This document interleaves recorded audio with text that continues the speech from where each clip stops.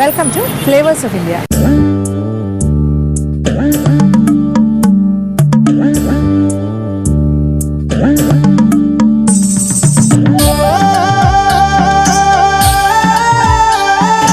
അങ്ങനെ കേരളത്തിലൂടെയുള്ള എൻ്റെ യാത്ര ഇപ്പോൾ എന്നെ കൊണ്ട് എത്തിച്ചിരിക്കുന്നത് എവിടെയാണെന്ന് അറിയണ്ടേ? കേരളത്തിൻ്റെ വടക്കേ അറ്റത്താണ്, കാസർഗോഡ് ജില്ലയിലാണ് ഞാനിപ്പോൾ നിൽക്കുന്നത്. കാസർഗോഡ് ടൗൺ, ശരിക്കും ടൗണിൻ്റെ നടുക്ക്.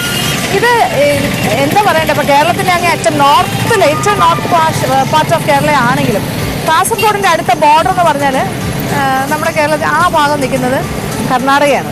അപ്പം കർണാടകയും കേരളവും ഇങ്ങനെ അടുത്തടുത്ത് കിടക്കുന്നൊരു ഭാഗമാണ് കാസർഗോഡ്. അതുകൊണ്ട് തന്നെ ഇവിടെയുള്ള ജനങ്ങൾ, ഒരുപാട് ആൾക്കാർ മലയാളം സംസാരിക്കുന്ന പോലെ തന്നെ കന്നഡ ഭാഷയും സംസാരിക്കുന്നുണ്ട്.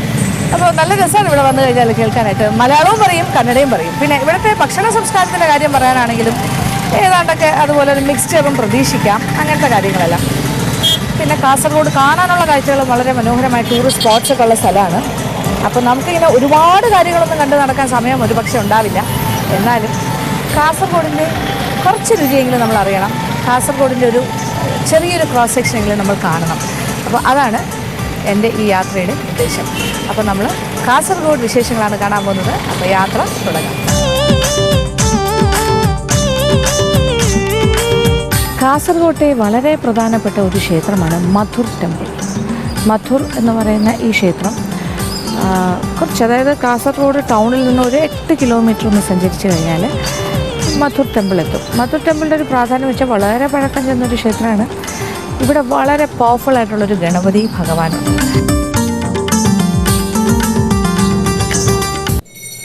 അപ്പോൾ മധുർ ടെമ്പിളിൻ്റെ പ്രിമൈസസിലാണ് ഞാൻ, അതിൻ്റെ ചുറ്റുവട്ടത്താണ്. ഇതിൻ്റെ അകത്തേക്ക് കയറി കഴിഞ്ഞാൽ ക്ഷേത്രമാണ്. ക്ഷേത്രം അതിമനോഹരമായ, വളരെ പൗരാണികമായൊരു ക്ഷേത്രം. ഇതിൻ്റെ ഒരു പ്രത്യേക ആർക്കിടെക്ചറൽ സ്റ്റൈലിലാണ് ഈ ക്ഷേത്രം കെട്ടിയിരിക്കുന്നത്.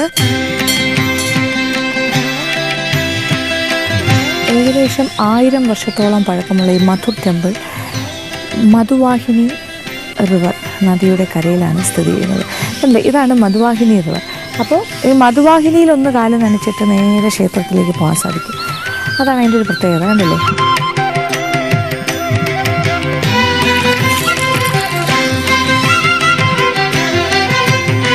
മധുവാഹിനി നദിയിൽ കാല് കഴിഞ്ഞ് നമ്മളൊന്ന് ശുദ്ധം വരുത്തിയിട്ട് ഇവിടെ തൊട്ട് മുന്നിൽ ആൽമരമുണ്ട്. ഈ ആൽമരത്തിന് ചുറ്റും പ്രദക്ഷിണം വെക്കുന്നത് വളരെ നല്ലതാണെന്ന് പറഞ്ഞു. ശ്രീ വിഘ്നരാജം ഭജേ, ശ്രീ വിഘ്നരാജം ഭജേ, ശ്രീ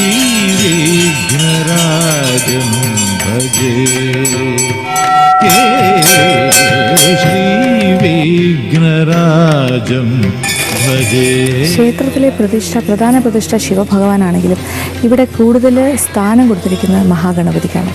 ഗണപതി ഭഗവാനാണ് ഇവിടെ കൂടുതൽ ശക്തിയുള്ള ദൈവം. അപ്പോൾ ഈ ഭാഗത്താണ് ഗണപതി ഭഗവാന്റെ പ്രതിഷ്ഠ. ഇത് ചുവരിൽ പ്രത്യക്ഷപ്പെട്ട ഗണപതിയുടെ വിഗ്രഹമാണ്. അപ്പോൾ അതിന് ഒരുപാട് പ്രാധാന്യമുണ്ട്. സാധാരണ ഗണപതി ക്ഷേത്രങ്ങളിൽ ഗണപതിയുടെ തുമ്പിക്കൈ ഇടത്തോട്ടാണ്. ഇവിടുത്തെ ഗണപതിയുടെ, മധുർ ടെമ്പിളിലെ ഗണപതിയുടെ മാത്രം തുമ്പിക്കൈ വലത്തോട്ടാണ് കാണുന്നത്. അങ്ങനെ ആ ഒരു വ്യത്യാസവും വളരെ പ്രധാനമാണ്. ഈ മധുർ ടെമ്പിളിൻ്റെ ഏറ്റവും വലിയൊരു പ്രത്യേകത എന്ന് പറഞ്ഞാൽ ഇതിൻ്റെ ഒരു ആർക്കിടെക്ചറൽ ബ്യൂട്ടിയാണ്. ഇതൊരു 3 നിലകളുള്ള ക്ഷേത്രമാണ്. അപ്പോൾ താഴത്തെ നില ഓടുകൊണ്ട് പാകിയ മേൽക്കൂരയും അത് കഴിഞ്ഞിട്ടുള്ള 2 മേൽക്കൂരകളും ചെമ്പിൽ തീർത്തതാണ്. കോപ്പർ റൂഫാണ്. അപ്പോൾ അങ്ങനെ ഒരു 3 ടയർ ഡോം സ്റ്റൈലിലാണ് ഈ ക്ഷേത്രം പണിതിരിക്കുന്നത്. ഈ ക്ഷേത്രത്തിൻ്റെ ഉള്ളിലെ നമസ്കാര മണ്ഡപത്തിൽ ധാരാളമായിട്ടിങ്ങനെ പഴയ പുരാണ കഥകളെല്ലാം തടിയിൽ കൊത്തിവെച്ചിട്ടുണ്ടെന്നാണ് പറയുന്നത്. അകത്തെ കാഴ്ചകളാണ് അതൊക്കെ. പിന്നെ അത് പ്രധാനമായിട്ട് ഇപ്പോൾ രാമായണ കഥയെല്ലാം സീതാ സ്വയംവരം തൊട്ട് തുടങ്ങുന്ന അതിൻ്റെ ഒരു ചിത്രീകരണം ഉടൻ കാർവിങ്സ് ആയിട്ട് അവിടെ നമുക്ക് കാണാൻ സാധിക്കും. അപ്പോൾ എന്തുകൊണ്ടും ഒരു മനോഹരമായ ക്ഷേത്രമാണ് ഇത്. അതിൻ്റെ ആ ഒരു ആർക്കിടെക്ചറൽ സ്റ്റൈൽ കൊണ്ടാണെങ്കിലും അതിനകത്തുള്ള കാർവിങ്സിൻ്റെ കാര്യം കൊണ്ടാണെങ്കിലും പിന്നെ ഇവിടെ വാഴുന്ന ദൈവങ്ങളുടെ ശക്തിയും പ്രഭയും കൊണ്ടാണെങ്കിലും ഇത് വന്നു പോകേണ്ട ഒരു സ്ഥലം മധുർ ടെമ്പിൾ. ഇവിടുത്തെ ഗണപതിയുടെ ഏറ്റവും വലിയൊരു ഉത്സവം എന്ന് പറഞ്ഞാൽ മൂടപ്പ സേവ എന്നാണ് പറയുന്നത്. അതായത് അപ്പം കൊണ്ട് മൂടുന്ന ഒരു വലിയ ഗണപതി വിഗ്രഹം മുഴുവൻ ഇങ്ങനെ അപ്പം കൊണ്ട് മൂടുന്ന ഒരു ചടങ്ങാണ്.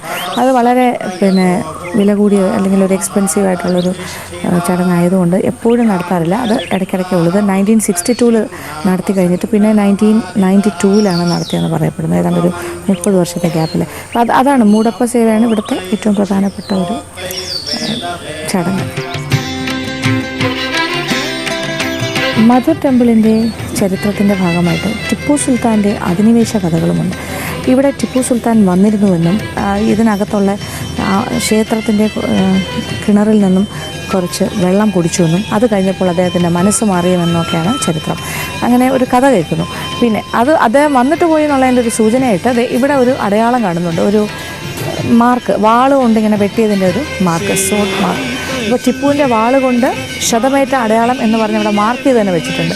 ഇവിടെ വന്നിട്ട് പോയി എന്നുള്ളതിൻ്റെ ഒരു സൂചനയാണത്. അതൊരു തെളിവായിട്ട് ഇവിടെ അവശേഷിക്കുന്നു. കാസർഗോട്ടെ മായിപ്പാടി കൊട്ടാരത്തിൻ്റെ ഉടമസ്ഥതയിലായിരുന്നു ഈ ക്ഷേത്രം. ഇവിടെ ഒരു 4 ക്ഷേത്രങ്ങളുണ്ട്. ഇതെല്ലാം കൊട്ടാരത്തിൻ്റെ വകയാണ്, മായിപ്പാടി കൊട്ടാരം. ഇപ്പോൾ അവർ ഹെറിഡിറ്ററി ട്രസ്റ്റീസാണ്.